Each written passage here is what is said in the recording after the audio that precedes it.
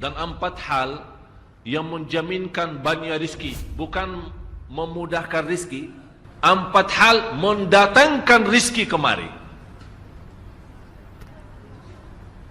Dan 4 hal bukan Allah kasih kemudahan berarti kita berjalan mencari rizki Allah kasih, tidak. Bukan dikasih kemudahan, tapi di mana saja kita ada, posisi kita di mana saja, Allah datangkan rizki kepada kita. Yang pertama, qiyamul lail, salat malam. Yang kedua, berbanyak istighfar waktu sahur. Kalau anda tidak salat malam, jangan tinggalkan istighfar waktu sahur. Waktu sahur kapan? Kira-kira 30 menit sebelum azan. Disitulah Allah sendiri memuji, Allah bangga dan senang terhadap orang yang sahur. Sampai ulama berkata, tidak ada ibadah yang terbaik di waktu sahur selain istighfar. Jadi boleh baca Quran, boleh salat malam, boleh zikir, boleh apapun, tapi yang terbaik istighfar. Fokus hanya istighfar.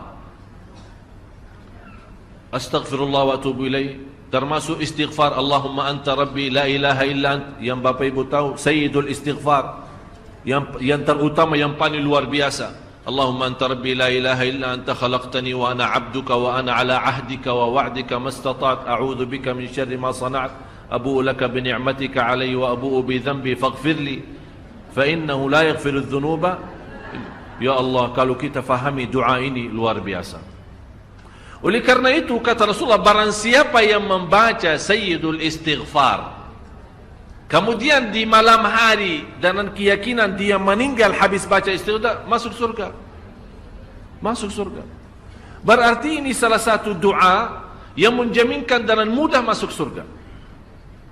Jadi 4 hal yang mendatangkan rizki, bukan kita mencarinya, dia yang datang kemari. Apalagi saat mencari lebih mudah.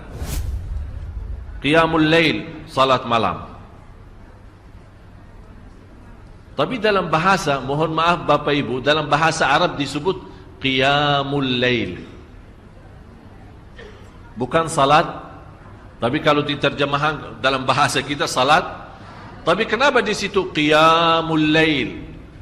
Diberikan qiyamul lail, qiyam artinya berdiri. Berarti lama. Saking lama berdiri dikaitkan jadi qiyamul lail. Qumil laila ya ayyuhal muzammil. Apa terus? Qumil lail, berdirilah saat malam. Berdirilah, bukan salatlah malam, tidak, berdirilah malam hari. Itu dahsyatnya di situ berdiri. Qiyamul lail. Yang kedua, berbanyak istighfar. Yang ketiga, berbanyak sedekah. Sebenarnya bukan istilah berbanyak sedekah. Kadang-kadang orang bersedekah 100 juta, udah saya sudah bersedekah 100 juta. Bukan itu. Bukan yang dimaksud berbanyak sedekah itu dari sisi uang itu banyak atau sedikit, bukan. Yang dimaksud rahasia sedekah, ta'ahudus sedekah, istiqamah bersedekah. Istiqamah. Itu tidak menjadi masalah besar maupun kecil. Itu tidak menjadi masalah. Karena bagi Allah tidak ada artinya besar maupun kecil. Kita tidak memberikan kepada Allah. Karena Allah Maha Kaya. Tapi rahasia sedekah itu kita terus menerus sedekah. Siang, pagi, malam, pagi, besok, terus minggu depan. Tidak pernah berhenti. Setiap ada kesempatan selalu kita membawa sedekah. Itu namanya ta'ahudus sedekah. Ta'ahud kalau dalam bahasa sebuah janjian. Seolah-olah kita ada kontrak kerjasama antara diri dengan apa? Dengan sedekah. Itu kata ta'ahud, ahad, berjanjian. Saya berjanji. Seolah-olah ada berjanjian antara kita dalam sedekah. Jadi tidak boleh terlepas dari berjanjian. Seolah-olah kita menghormati berjanjian. Bagaimana menghormati? Kita terus kerjasama. Kita beri, Allah ganti berkah sedekah. Kita beri lagi, Allah ganti masih terus. Kita beri, masih Allah terus ganti. Itulah dahsyatnya sedekah. Jadi Bapak Ibu, jangan nunggu hari tertentu, bulan tertentu, malam tertentu kita bersedekah. Jangan. Setiap kita merasa ada berita baik, ada berita maupun ada berita buruk yang menyakiti perasaan kita, di rumah tangga kita, anak kita, suami kita, istri kita, apapun, langsung segera sedekah. Disitulah rahasianya.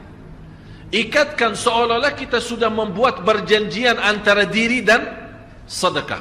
Dalam segala hal, hal senang maupun hal tidak, hal bahagia maupun hal sedih, hal bangga maupun hal lagi menghadapi kesusahan, kesulitan, selalu sehat dan sakit. Terus yang keempat, zikir, berzikir pagi hari dan sore hari. Berzikir pagi hari dan sore hari. Ini 4 hal Bapak Ibu. Berdiri malam hari, itu yang namanya tahajud, banjanya atau lamanya berdiri. Berbanyak istighfar waktu sahur. Yang ketiga, berbanyak sedekah.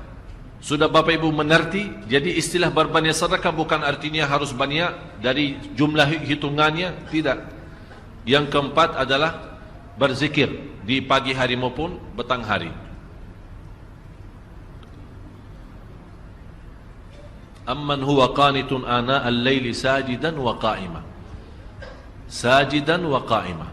Jadi Bapak Ibu, saat kita berdiri lama, walaupun baca satu ayat, diulangi berkali-kali, walaupun baca surah pendek, tapi diulangi berkali-kali, tidak menjadi masalah.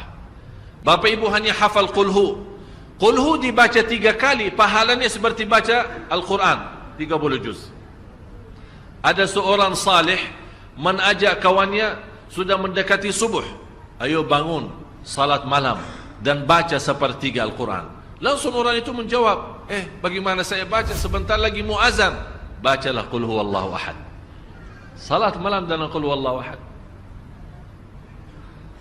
Jadi Bapak Ibu, yang saya harap, jangan susah fikir, ya Allah saya mau baca apaan. Tak usah susah fikir. Baca dan nikmati, yang penting nikmati bacaan. Walaupun qul huwallahu ahad setiap hari. Kalau kita pusing baca, Allah tidak akan pusing mendengar. Malah Allah paling senang mendengar bisikan bacaan dan bisikan doa kita malam hari. Allah paling senang mendengar bisikan doa munajat kita malam hari. Itu luar biasa.